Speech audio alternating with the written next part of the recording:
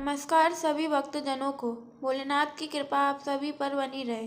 आज इस वीडियो में सोमवार व्रत कथा सुनाने जा रहे हैं। कोई भी व्रत हो, कथा सुनने के बिना पूर्ण फल नहीं देता और भगवान शिव शीघ्र अपने भक्तों पर प्रसन्न होकर मनोवांछित फल प्रदान कर देते हैं। सुख, शांति, भोग, मोक्ष और आयु देने वाले हैं भगवान शिव। तो सुनते हैं इस कथा को। सुनिए। एक साहूकार बहुत धनवान था। उसको धन आदि किसी बात की कोई कमी नहीं थी, परंतु पुत्र न होने के कारण वह अत्यंत दुखी था। वह इसी चिंता में रात दिन रहता था और इसीलिए वह पुत्र की कामना के लिए प्रति सोमवार को शिवजी का व्रत और पूजन किया करता था। संध्याकाल को शिवजी के मंदिर में जाकर दीपक जलाया करता था।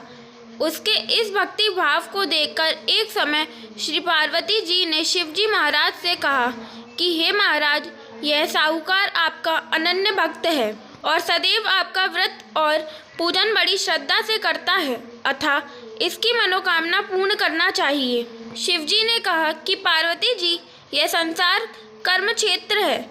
जैसा किसान खेत में बीज बोता है वैसा ही फल काटता है, उसी तरह संसार में जो जैसा कर्म करते हैं वैसा ही फल भोगते हैं। पार्वती जी ने अत्यंत आग्रह से कहा कि महाराज, जब यह आपका ऐसा भक्त है और यदि इसको किसी प्रकार का दुख है तो उसको अवश्य दूर करना चाहिए, क्योंकि आप तो सदैव अपने भक्तों पर दया करते हैं, उनके दुखों को दूर करते हैं।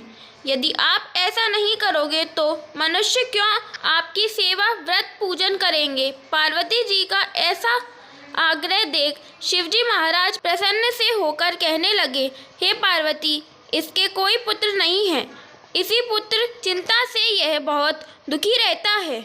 उसके भाग्य में पुत्र न होने पर भी मैं इसको पुत्र की प्राप्ति का वर देता हूँ, परंतु वह पुत्र केवल 12 वर्ष तक ही जीवित रहेगा।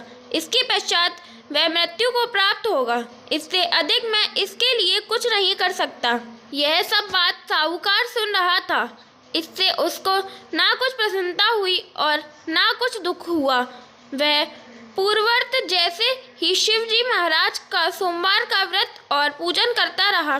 कुछ समय व्यतीत हो जाने पर साहूकार की स्त्री गर्भवती हुई और 10वें महीने उसके गर्भ में अति सुंदर पुत्र की प्राप्ति हुई।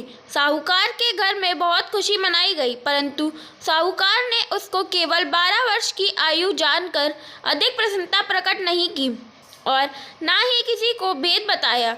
जब वह 9 वर्ष का हो गया तो उस बालक की माता ने उसके पिता से उसके विवाह आदि के लिए कहा, परंतु वह साहूकार कहने लगा, मैं अभी इसका विवाह नहीं करूंगा और काशी में पढ़ने के लिए भेजूंगा। फिर उस साहूकार ने अपने साले अर्थात बालक के मामा को बुलाया, उसकी बहुत सा धन देकर कहा, तुम इस बालक को काशी में पढ़ाने के लिए ले जाओ और रास्ते में जिस जगह भी जाओ वहाँ यज्ञ करते, दान देते तथा ब्राह्मणों को भोजन कराते जाओ। इस प्रकार वह दोनों मामा भांजे सब जगह यज्ञ करते और ब्राह्मणों को भोजन कराते जा रहे थे। रास्ते में उनको एक शहर दिखाई पड़ा।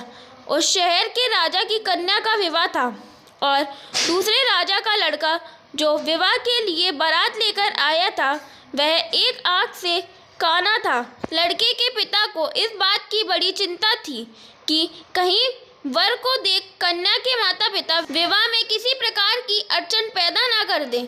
इस कारण जब उसने अति सुंदर सेठ के लड़के को देखा तो मन में विचार किया कि क्यों न दरवाजे के समय पर इस लड़के से वर का काम ले लिया जाए। ऐसा विचार कर राजा ने उस लड़के और उसके मामा से कहा तो वह राजी हो गए और साहूकार के लड़के का स्नान आदि करा, वर के कपड़े पहना तथा घोड़ी पर चढ़ा दरवाजे पर ले गए और बड़ी शांति से सब कार्य हो गया।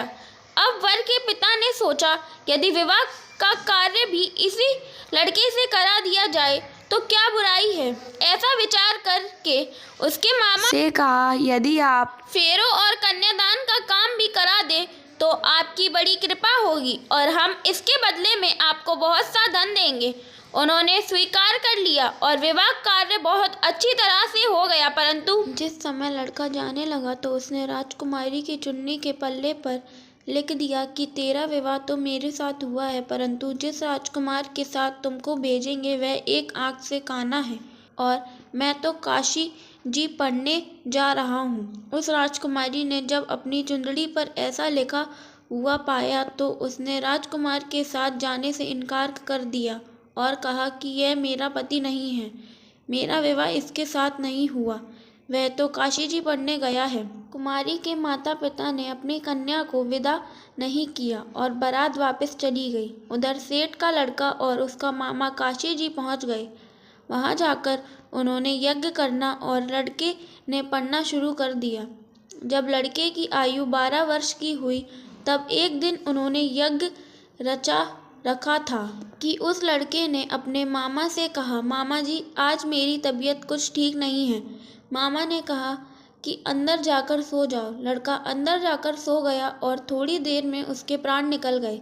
जब उसके मामा ने आकर देखा कि वह तो मुर्दा पड़ा है तो उसको बड़ा दुख हुआ और उसने सोचा कि मैं अभी रोना पीटना मचा दूंगा तो यज्ञ का कार्य अधूरा रह जाएगा।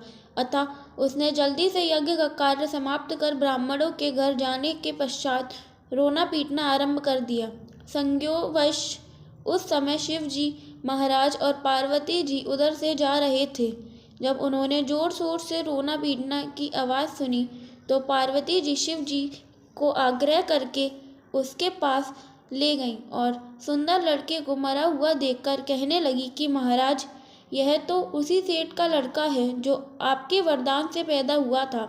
शिव जी ने कहा कि पार्वती जी इसकी आयु इतनी ही थी, सो भोग चुका।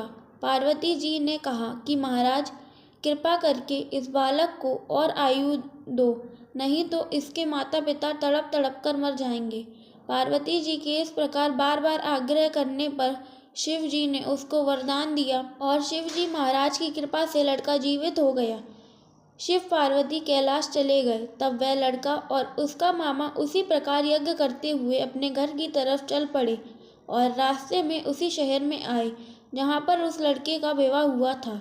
वहाँ पर आकर जब उन्होंने यज्ञ आरंभ कर दिया तो उस लड़के के शवसुर ने उसको पहचान लिया और अपने महल में लाकर उसकी बड़ी खातिर की, साथ ही बहुत सारा धन और दासियों सहित बड़े आदर और सत्कार के साथ अपनी लड़की और जमाई को विदा किया।